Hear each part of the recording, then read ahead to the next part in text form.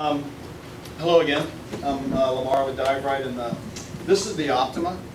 And it's been around now for close to 10 years.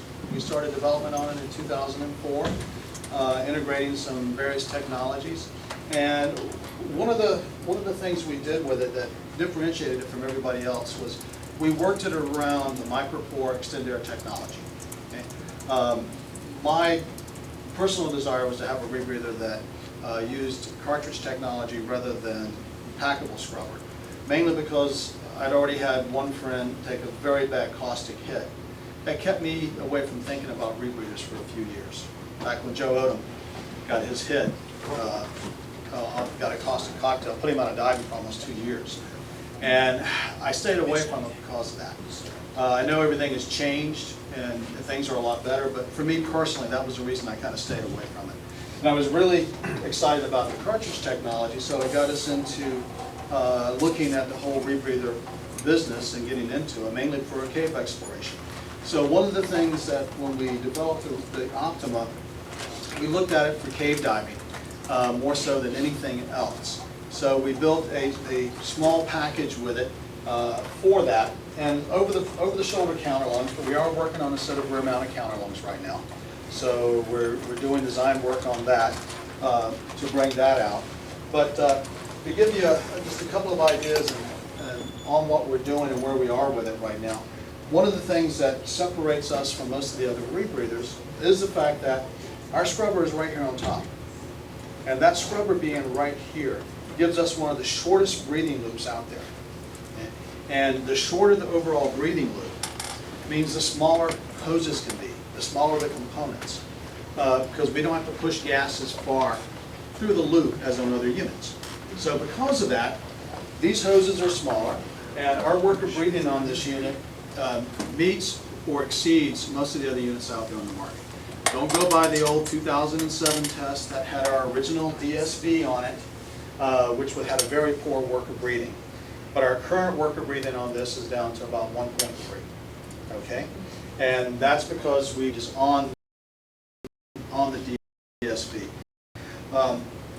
So that allows us to use smaller hoses for the whole unit. But the main thing is our sensors are located up here. And when we switched over from hammerhead electronics to Shearwater, one of the things, one of my goals was to get rid of as many cables as possible that are out here. I only had to remember to unclip one hands, I was in heaven. Okay, so that's it. Because what we do is we run 4 cells in it, and 3 of them logic are on the controller, the Shearwater. Imagine all you guys are water controllers, so I don't need to tell you anything about that, except that we're differences series, and the battery pack and control board is back here in a little box, running off of a 9-volt battery. It gets about 30 hours on that 9-volt battery, and then the HUD runs off of its dive cam back here, running off of a single 1.5-volt battery for, again, another 30 to 40 hours. But it's running cells 1, 2, and 4. So number 3 in this position is out of that voting logic. So you have a 4-cell verification of what's going on with your voting logic by that place right there. So it's easy to tell if there's anything you need to pay attention to, because if 1 and 2 are agreeing and 3's agreeing with it, going on. It's only got one cable going in. So for me, that was what I was wanting to see. And I do as a set point, have that off-board decompression backup for it as well. So that's how I like to do it with that. And what we've done with the Optima now is this is our new DSV. Okay, it's smaller, same worker breathing as the one that was a little bit larger, but take this out of the way. Okay, so the quick lock's on the DSV, so we can pull it out of the loop. Okay, so easy to inspect, easy to clean on the DSV. locking mechanisms on it, very small and compact, and easy to clean, especially when doing demos. So very easy to put back together. Okay, so now the DSV is back on. All right, double O-ring seal on the DSV. For that, the HUD mount, we've got two different size HUD mounts for the unit, so you can position it low or high depending on your mask and your field of vision. And it also accepts the NERD. We have the NERD mount for it as well. And we actually make the NERD mounts in-house. We print them, and we've actually done them for Revos and other units as well to get a nice low-profile NERD fitting. Jared was the first one to get a NERD in-house for his unit, and the mechanism that came with it was just too sloppy because you're actually having to adjust it. So you have a dozen of them. Any other knots are for, yeah, that's for dry, wetsuit, dry suit, heavy under. So just boom and it keeps it in place. And then managing those cables, all the with a grommeted hole here where this keeps that cable from coming out. So you don't have to worry about this cable getting snagged. And once you set your length, you can hide all that cable underneath the cover. One of the reasons we did a cover on these units was so that we could, I replace my cover about once a year, sometimes every 6 months, because of taking them into caves, they can get destroyed. So I replace them ever so often because of that, and also to be able to put weight in the sides to be able to get proper trim. One of the things with most rebreathers, it's always hard to get trimmed out. So we paid a lot of attention to that with how we designed this, because we wanted it to swim like a set of doubles while cave diving. So a little bit of trim weight up here, and then we've got the new CCR wing has a full wrap on it, and there's also a trim pillow in the bottom. So along the bottom of the BC, there's a 10-pound isolated lift inside that'll only inflate on the bottom. Okay, and there's your activation port, and then there's your dump, and your normal BC dumps are on the inside. So if you're having trouble getting trimmed out, you can isolate that lift just to the bottom rear. And the reason we kept it at only 10 pounds, guys, is because we were trying to make sure things wouldn't happen that could be a runaway. At 10 pounds is enough, is not too much lift, which means you can overcome it. If you needed to get your feet down, you could.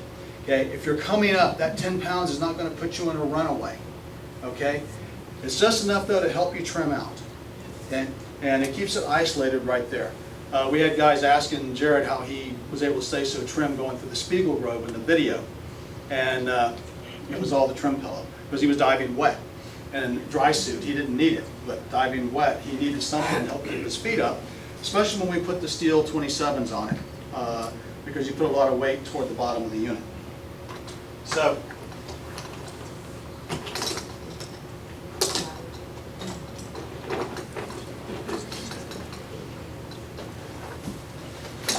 anyway, cylinders, the regs, quick release buckles, run them up like this, and there's the canister right there I was talking about. That's how big the scrubber is right there. That's a 4. That is a micro-pore cartridge which weighs approximately 4 pounds. And we do have now available through Vellum Gear a packable scrubber for it.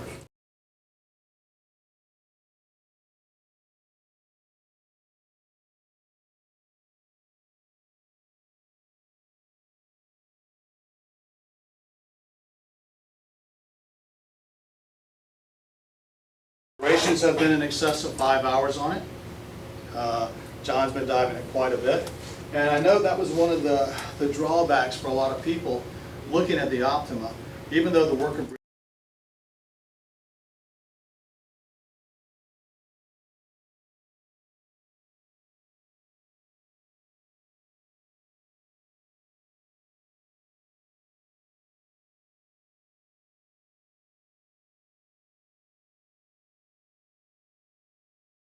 form and everything, so we did some testing on it.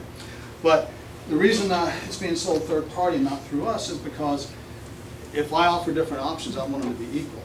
Okay, the micropore cartridge, testing out at a 1.35 liter per minute flow rate, constant at 50 degrees, will yield 200 minutes of bottom time.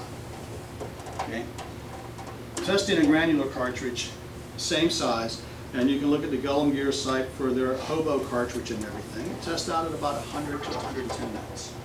Okay. Okay, so what we're getting into here are some anomalies that are based on flow rate, not about what it'll actually do. Because actual diving conditions and such, divers are usually running about 0.6 to 0.8 on actual liters per minute. And so because of that, you know, what you get in testing, which is a lot more flow rates, don't always equate to what divers actually get. So that's like a lot of units when, oh, it's only rated for 3 hours, but they're getting 6 hours. Well, yes, because the flow rates during the test were a lot higher than what you could actually breathe. Okay, so that's what we've got here, and that's one of the reasons, because I didn't want to sell it as Dive Rite without it matching the micropore testing, because then it would be a confusion in people's minds about, well, they're the same. Well, they aren't. Technically, on a normal dive, they'll get about the same. The cartridges at normal flow rates that people dive can get anywhere from 6 to 7 hours. These right here have been testing out at about 5 to 6 hours under normal flow rates. But it's a 4.5 pound cartridge, scrubber, and it's available. And it's all set up, it just replaces that center section, and it can be powered. Okay? So I know that was one of the things a lot of people were looking at as a, well, do I go with an Optima or not? Well, what if I travel, I can't get sore? Well, now you can. And John Bruneau at the office has been testing it for months. Okay? And it's been working out just the way we expected it. But the testing on it, like I said, I was a little surprised. And I found out with micropore that's pretty well standard. So that's why when you're looking on websites and such, finding the actual data sheets on the actual CO2 duration test are usually kind of hard to find. Okay, Gullum Gear did post it on the hobo, and I think it tested out at about 100 minutes, and I think this one tested out at either 98 or 104 or something like that. But it's also at 50-degree water. So one of the things with the cartridge technology that sometimes, well, they're expensive. Well, at the same time, if you look at actual use and what you can do with them, they can actually be very economical. Okay, that testing's at 50 degrees. When you go to 70 degrees, you can increase it by 33%. Okay. And because it's a cartridge, it's also repeatable. So it's not you packing it. It's not, okay, did you pack it tight? Did you pack it loose? How long has the sword been exposed to air? When was the last time it was used? With a cartridge, everything is figured out on the computer. And the cartridge is designed to scrub 240 liters of CO2 at 50 degrees. Okay? And so, just look at your flow rate. If you're doing 1 liter per 1 liter of O2 use, because it's about 1 to 1. So for every liter of oxygen you metabolize, you will produce approximately 1 liter of CO2. It's actually more like about 0.92 on average. So it's almost a 1 to 1 ratio. So if you can look at it like that, and you're really good on your rebreather, knowing that that's repeatable because it was packed and tested by a computer rather than by a human, you can actually look at your pressure gauge. So if you've got a 2-liter cylinder and you know you can scrub 240 liters in 50-degree water, 2 divided by 240, excuse me, 240 divided by 2 gives you 120 for 120 bar out of that cylinder. So if it's a 4-liter cylinder, then it's 60 bar. 3-liter cylinder, 80 bar. So you can actually look at your gauge. When 75-degree water, it's 33% more. So that's 320 divided by 2, 160 bar. For the fills you get in Mon Air, it means you can empty the O2 tank. You know, so you've got that kind of measurability on it for that. And it was one of the reasons I went with the cartridge, but now we have a packable scrubber for it too. We have a water trap up here, and a screen water trap up here in the T-piece. So we try to limit any amount of water that can get back to the cartridge. And with the cartridge itself, I can take it out, put it in the water, shake it out, put it back in, and use it. And I've done it on more than one occasion. Not intentionally, but I have got it filled with water and just pour the water out and get back on and use it for another 2 hours. Okay? Something you would never do with soil, okay? Because you're worried about the dust and the caustic cocktail capability of it, okay? But not with the cartridge, okay? So it doesn't, in order for the cartridge to produce any type of caustic cocktail, it has to be sitting in water for over 45 minutes. So it can actually start dissolving the material. The way it's made is it's actually a soft and lime material, just like what everybody else uses, but it's completely pulverized. And then it goes through a process where it's laid onto like a Gore-Tex sheet and then rolled onto it and flattened and impregnated into it. So now that sheet, there is no dust to it. And then it goes through a machine that cuts all these computer pathways through it. And then it rolls it, and there you have a cartridge. So it's not like it's a revolutionary material, it's just the way the material is processed. So it's using the same material that you would have in a soft lime or anything like that. It's just the whole processing factor behind it. So it's a solid sheet because of that. So it's used quite a bit in military, and they're getting into anesthesia machines now too, using cartridges rather than soft lime. That's their main focus right now, is getting into more into the medical field. So that's what they're doing with that. Some of the configuration things that I looked at, for rigging for cave style for myself, we made it flexible. So, okay, ADV inline with an inline shutoff on it, O2 with an inline shutoff going to the solenoid. So if you have a solenoid leak or whatever, you can isolate the solenoid and fly manual. If you need to do onboard oxygen, you can plug in there. If you want to do, offboard oxygen. If you want to do offboard oxygen and still run the whole rig, including the solenoid, unplug there, because that's the supply line. So you can plug in there and still have your solenoid operational from an offboard supply. So some of the things we were thinking about for cave diving, I carried an extra bottle of oxygen, a 1 liter, because you start, okay, well, I've got my contingency if my dill goes, because I can go to an off-board, but what about the oxygen side? So there's been that about carrying a 1 liter bottle, and that way you have an off-board contingency for an O2 failure, and that would be something isolated to a valve failure, regulator failure, needing to go to an off-board supply for that. So we've been looking at, we've got that capability, and that was one of the reasons that was designed like that, to be able to go to an off-board oxygen supply.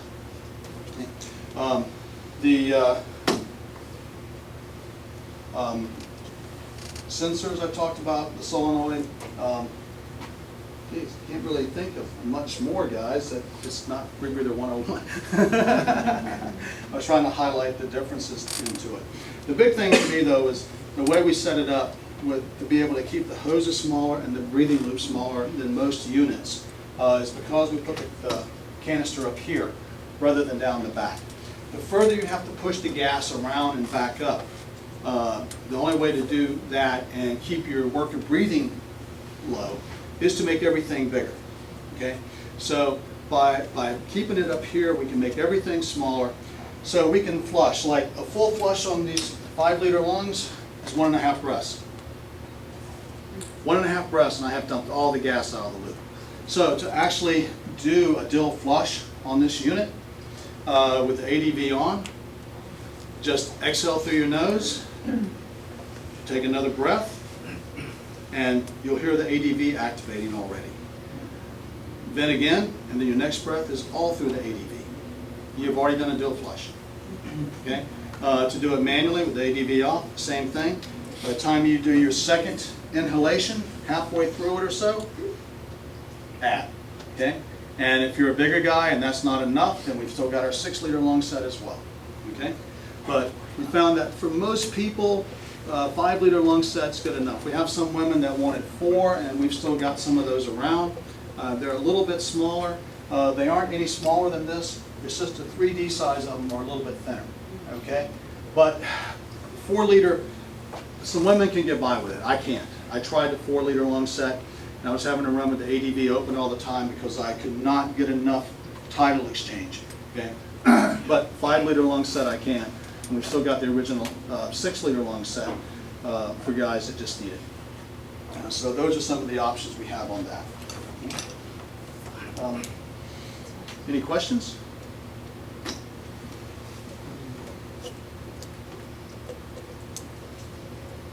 Come on, Peter, let's do this one.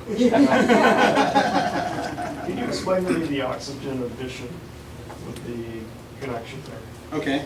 I didn't follow all that. So, Went over my head. all right.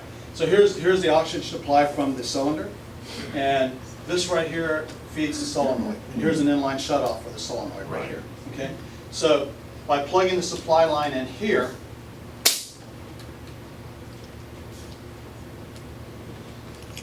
this now feeds. Now we have this that can feed the manual add. Okay.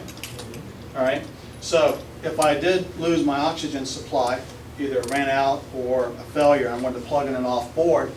If I unplugged from here and plugged in the off board, it would still also power the solenoid. Okay. If I just wanted to fly manual, I can unplug here and plug in right here. So the point is, you can still have. Usually, most times with an off-board oxygen supply, you wind up just being able to fly manual with it. You can actually still power the solenoid with this as well. Can you reach that easily enough in your position? Pretty high up. It's close to the tape. Yeah, usually if I'm going to do that, I'll do that, so I can then So you can reach, okay. do all that and then get it sorted Is out. that standard on all the units, or is that? No, an upgrade that's an upgrade. option? Okay. Yeah, and this right here can be easily gotten to in place, the open and close for the oxygen shutoff. Okay, but to do that, pop, build. Depends if you've got an technology. Oh yeah, yeah, yeah, yeah, yeah. It's very nice. I was a little, didn't really know, when we first got it from them, I was trying to understand the differences between them, but this technology to be able to keep everything isolated. Well, what we did was we kept it truly isolated. Okay, so they aren't in the same place, just running two separate systems. They are totally isolated. You can unplug this,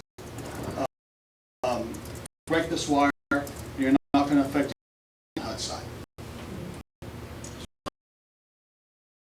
So one short The thing about the dive, because of the way the cells are wired in, there are resistors isolating everything. So if one side goes, you still have that common point here of if anything happens in here in terms of flooding. Different enough that DSV would improve the work of breathing. Okay. From the original or from the from the original.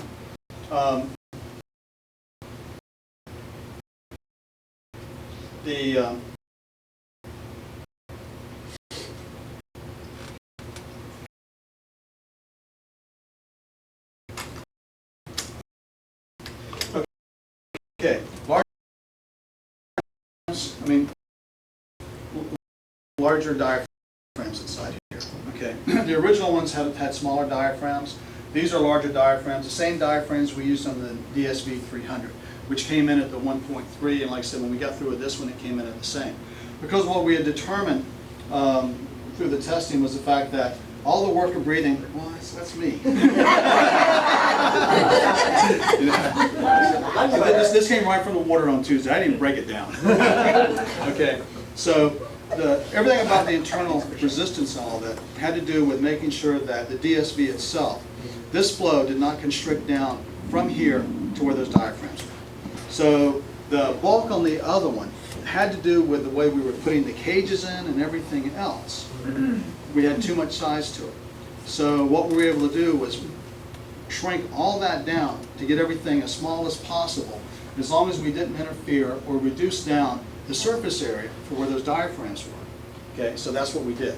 Okay, and what was neat about this was the fact that to actually prototype something like this have it built, just a one-off and everything, you're looking at spending about $5,000 or so to have everything set up to do machining for one.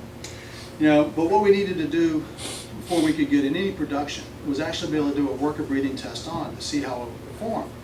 So we needed one to do all that. And so what we were able to do was, it took us about a month, but we printed one. Okay, we were able to print this and the connectors. And then we took it up to Micropore when we were testing that Golem gear cartridge, and tested this on a printed unit. And the worker breathing was right there. So we were able to do all that. We were fine. We haven't tested the worker breathing, but from individual testing, the guys have, and I've dived it a couple times. I couldn't tell any difference in worker breathing. Okay, I couldn't tell any, but that'll the temperature of the unit before down. Does the packable scrubber change the width of the diameter of the cartridge in place? No. Okay. So it's a direct insert, and that's what they were struggling with, was how much can we get in there. So we played around with a couple of different designs, and we were able to get in. It packs out now. Repeatable packings right at 4 pounds 11 ounces. Okay, is what we're able to get into it. We pass it around. I mean, you guys can take a look at it. Yeah, spring loaded right there on that side right there.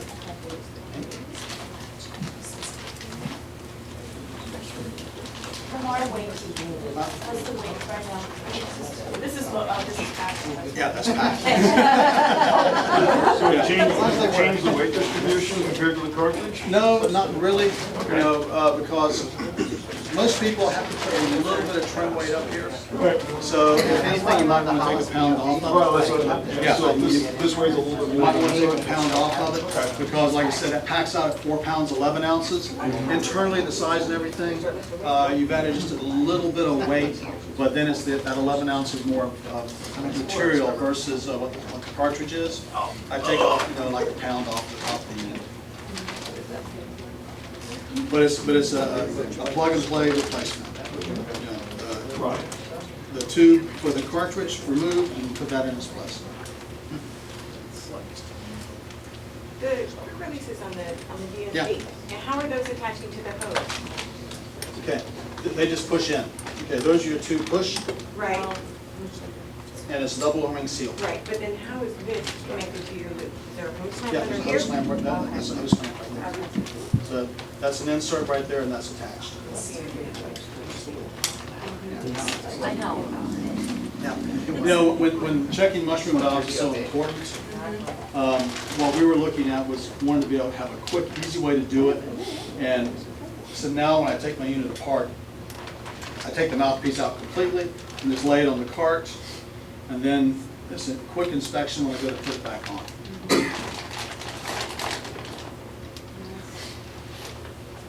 And the mushroom valves, we used to use the Dragers, but we make our own now. We've been making our own for quite a while. And we've got them tested, like I said, one of the guys in the Czech Republic building the hammerhead and all that, he's been testing them here. He may be going to them. We've been using them on our units now for probably since the last year of the DSV 300 is when we started using it. And then we're on this one as well. And they work in the rebar. What I do?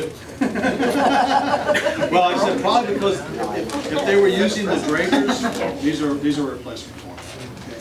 We made them just a hair larger in diameter. We were finding some inconsistencies with some of the Dragers. We even found some of the Drager cages. The center hole was not dead center, and they built that tolerance so tight that if it's off a little bit, you can have a little bit of exposure. So we made this one just a hair oversized to make sure that we would have a good seal all the way around it, but still trying to keep the same elasticity on it for performance.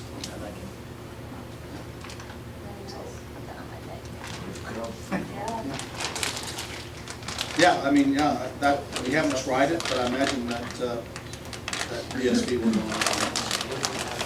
But like I said, we were quite happy with the fact that when we were designing, it was all back to, well, we could design 2 or 3 different ones, you know, and it was, at the end of the day, it was all about work of breathing. If it didn't pass the work of breathing test, then it was useless. So spend $5,000, they just go, well, that one didn't work, I'll just draw another one. Do it 10 times. So, yeah, we had actually quite a bit of fun drawing, you know, printing them up. We had both printers going for a month to get a design. Like I said, it looked pretty good, but none of the guys could take it diving, including me, but we were fine for the lab test. On your GSV, is it set up where you cannot reverse it? No. Or is it reversible? No, it's reversible, but here again, you know, you've got your open and close right there, Yeah. okay? No, I meant for this, but I'm thinking further ahead, like, now could possibly go in here, make different screw-on adapters for different size hoses, so if someone wanted to put that DSV on a different rebreather. I don't know. I don't know. I mean, ours is pretty standard on both sides, so it's really going to depend. Yes, there could be different inserts. There It's could just be. the Optima has such Yeah. small hoses that. Yeah, but it's the same as like the siding and such. You could do some inserts for it, but I'm not sure exactly how that would work because they would have to be pressed on a different way. Because when these collars right here, they're pushed on from this side. Okay, so if those hoses are larger, then this backside would have to be larger, which means what's going to hold this nut from popping off that way? Yeah, so I'm not sure how that would be resolved. But somebody will figure out a way, they always do. Yeah, I mean, I can already envision it'd be easy to do an adapter for that, to make it a little bit bigger. Anything else? Okay, guys? Yeah. Yeah. All right. Let's